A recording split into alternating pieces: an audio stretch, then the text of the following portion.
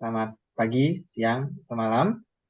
Jadi, perkenalkan kami dari anak-anak STIMIK Primakara. Jadi, di sini kami mendapatkan materi yaitu IC atau Integrated Circuit Digital. Nah, jadi ini perkenalan kelompok kami terlebih dahulu. Yang pertama ada Ngakan, yang kedua ada Devan, yang ketiga ada Yasningsih, yang keempat ada Dika, dan yang kelima ada Ayu Sri.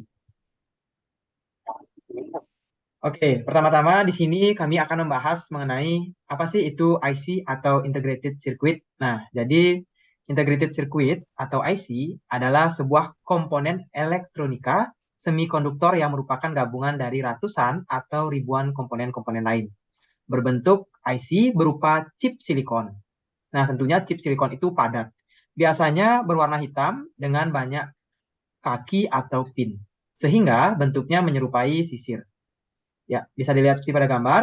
IC adalah kombinasi dari beberapa komponen seperti resistor, kapasitor, dioda, dan transistor yang telah diintegrasikan ke dalam rangkaian kecil berbentuk chip.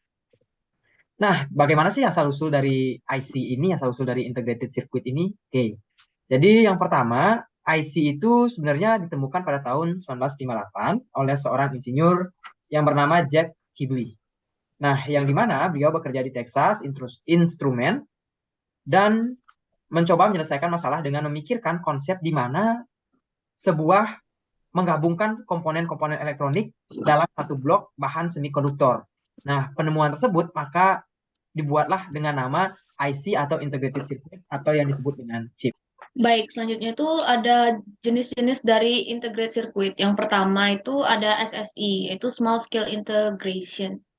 Itu merupakan konsep untuk suatu fungsi sistem atau subsistem yang lengkap dibuat dalam kemasan tunggal IC, yang dimana rangkaian terpadu ini memiliki kompleksitas yang paling kecil atau paling sedikit fungsi gerbangnya, yakni beberapa gerbang yang sampai paling banyak 12 gerbang digital atau lincar dalam satu kemasan terpadu. Contohnya itu IC-TTL seri 74XX. Kemudian ada MSI, yaitu Medium Scale Integration. Itu rangkaian terpadu ini memiliki kompleksitas yang lumayan lebih banyak jumlah fungsi gerbangnya, yaitu dari 12 sampai 99 gerbang digital atau linear. Dan dalam satu kemasannya itu jadi satu kemasannya itu terdapat 12 sampai 99 gerbang. Contohnya itu IC encoder dan decoder dan multiplexer dan demultiplexer. Yang kedua tuh ada LSI yaitu Large Scale Integration, yaitu rangkaiannya ini memiliki kompleksitas yang paling tinggi. Paling banyak jumlah fungsi gerbangnya yaitu 100 sampai 9.999 gerbang digital atau linear. Dan itu tuh maksudnya tuh dalam satu kemasan terpadu itu sampai 100 sampai 9.999 gerbang yang terdapat di dalam satu kemasan terpadunya itu. Contohnya itu IC microprocessor Z80. Kemudian ada eh, FLSI, Very Late Scale Integration, yang dimana FLSI ini pada tahun 1990 Jepang mengembangkan suatu penemuan baru berupa IC dengan tingkat kerumitan yang amat sangat tinggi, yang disebut dengan FLSI, yaitu Very Late Scale, yang dimana latar belakang dalam pembuatan chip ini yaitu adalah untuk menghadapi persaingan bisnis komputer dengan negara maju lainnya. Yaitu chip FLSI ini memiliki kemampuan yang mampu bersaing dengan manusia. Misalnya dalam percobaan yang dilakukan di Electronical Lab Tokyo, Jepang. Oke, di sini saya akan melanjutkan eh, materi selanjutnya yaitu Digital Logic Family. Nah, jadi di Digital Logic Family ini terbagi atas dua, yaitu unipolar dan bipolar. Nah, eh, unipolar dan bipolar ini juga memiliki perbedaan. Nah, unipolar encoding ini merupakan sinyal yang hanya menggunakan satu level tegangan, atau bisa disebut atau dia mempunyai tegangan positif atau negatif. Nah, sedangkan bipolar adalah encoding suatu sinyal digital yang memiliki dua tegangan bernilai positif dan negatif. Nah, jadi unipolar ini juga terdiri dari beberapa jenis. Yang pertama itu PMOS, nah, atau PMOSFET adalah jenis MOSFET. Nah, transistor PMOS ini terdiri dari sumber dan saluran tipe P dan substrat tipe N. Nah, ketika tegangan positif diterapkan antara sumber dan gerbang, atau tegangan negatif antara gerbang dan sumber, saluran tipe P dengan polaritas berlawanan terbentuk antara sumber dan tiriskan. Nah, arus dilewatkan melalui lubang dari sumber ke saluran, pembuangan melalui saluran induksi tipe P. Nah, yang kedua itu ada NMOS, atau sering juga disebut NMOSFET. NMOSFET ini juga disebut MOSFET ya. Jadi transistor NMOS ini terdiri dari sumber dan saluran tipe N. Berbeda dengan yang pertama tadi, itu tipe P ya. Nah, ketika tegangan diterapkan ke gerbang, lubang di badan atau substrat tipe P didorong menjauh dari gerbang. Nah, hal ini memungkinkan pembentukan saluran tipe N antara sumber dan cerat, eh, dan arus dialirkan dari elektronik dari sumber ke cerat melalui saluran tipe N yang pertama tadi, PMOS. Nah, kemudian ada juga CMOS atau complementary metal oxide semi semiconduktor. Nah, ini juga adalah teknologi sirkuit eh, terinte- terintegrasi. Nah, teknologi CMOS ini digunakan dalam mikroprosesor. Nah, kemudian lanjut pada bipolar. Bipolar ini juga terdiri dari eh, beberapa jenis.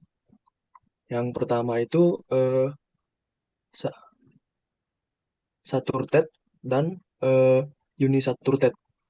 Nah, saturtet ini terdiri lagi atas 5 bagian. Yang pertama itu RTL. Nah, RTL ini menggunakan transistor untuk menggabungkan beberapa sinyal input yang juga memperkuat dan membalikkan sinyal gabungan yang dihasilkan. Kemudian yang kedua ada DTL, yaitu Diode Transistor Logic. Nah, ini adalah kelas sirkuit digital yang dibangun dari transistor sambungan bipolar. Kemudian ada TTL atau logika transistor-transistor. Nah, ini adalah kelas sirkuit digital yang dibangun dari transistor persimpangan bipolar.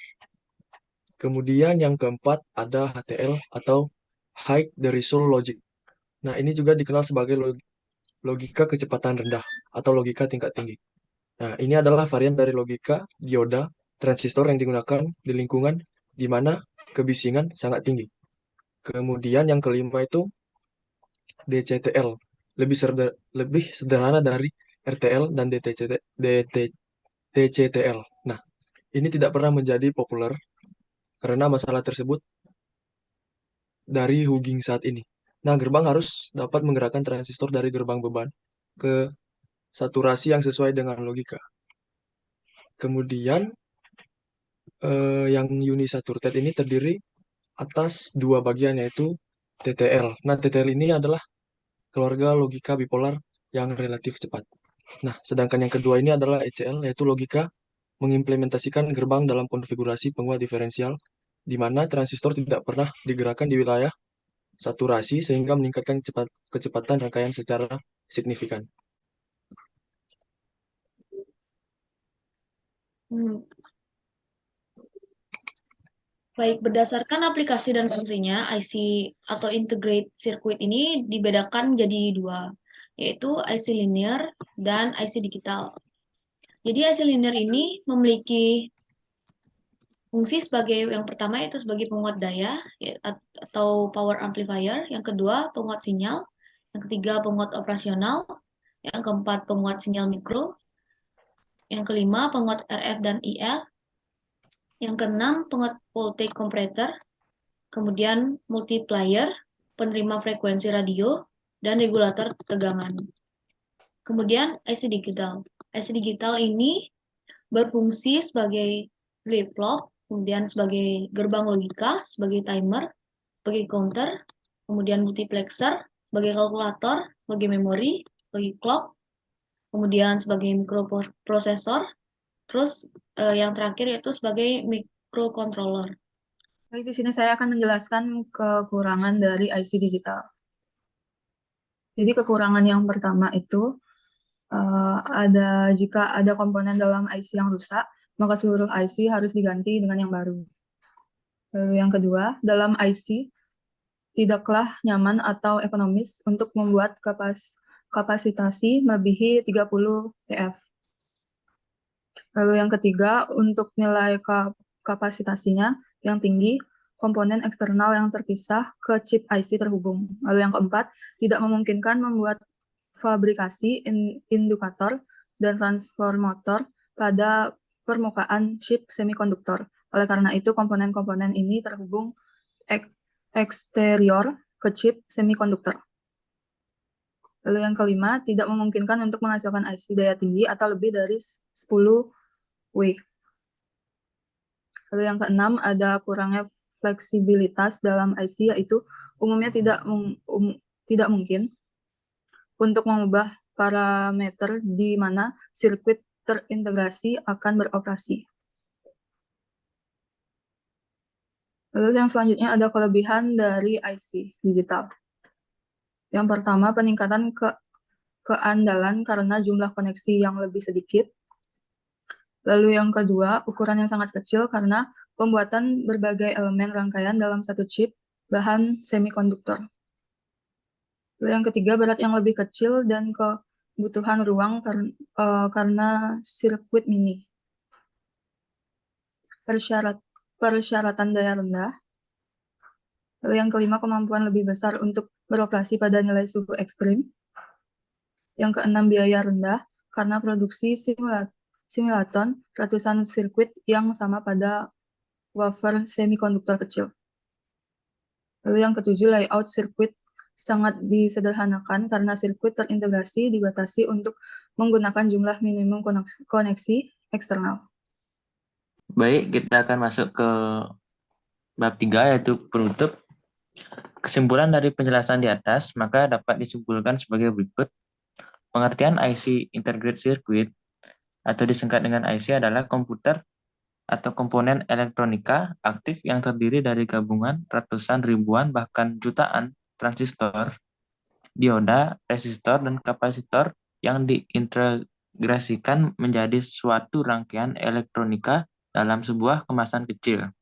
Bahan utama yang membentuk sebuah integrated circuit IC adalah bahan semikonduktor. Silikon merupakan bahan semikonduktor yang paling sering digunakan dalam teknologi fabrikasi integrated circuit. Dalam bahasa Indonesia, integrated circuit atau IC ini sering diterjemahkan menjadi sirkuit terpadu. Nah, kita masuk ke IC digital. IC digital pada dasarnya adalah rangkaian switching yang tegangan input dan outputnya hanya memiliki dua level, yaitu tinggi dan rendah, atau dalam kode binary dilambangkan dengan 1 dan 0. Fungsi dari IC digital antara lain sebagai flip-flop, gerbang logika, timer, counter, memori, kalkulator, mikroprosesor, dan juga microcontroller. Jadi kesimpulannya, IC adalah salah satu komponen penting yang terdapat pada peralatan elektronik. IC juga mempunyai banyak fungsi seperti penguat daya, sinyal, serta dapat digunakan untuk memuat memori, kalkulator, dan sebagainya. Demikian pembahasan mengenai pengertian IC atau integrated circuit. Selain itu, kita juga telah membahas mengenai fungsi, jenis-jenis, dan pengelompokan IC. Semoga bermanfaat. Baik, terima kasih untuk semuanya. Jadi sekian penjelasan dari kami mengenai IC atau integrated circuit. Jadi bila ada kesalahan kata-kata, kami mohon maaf segenap hati. Dan sebelumnya terima kasih, semoga bermanfaat untuk kita semua. Dan selamat pagi, siang, ataupun malam. Sampai jumpa.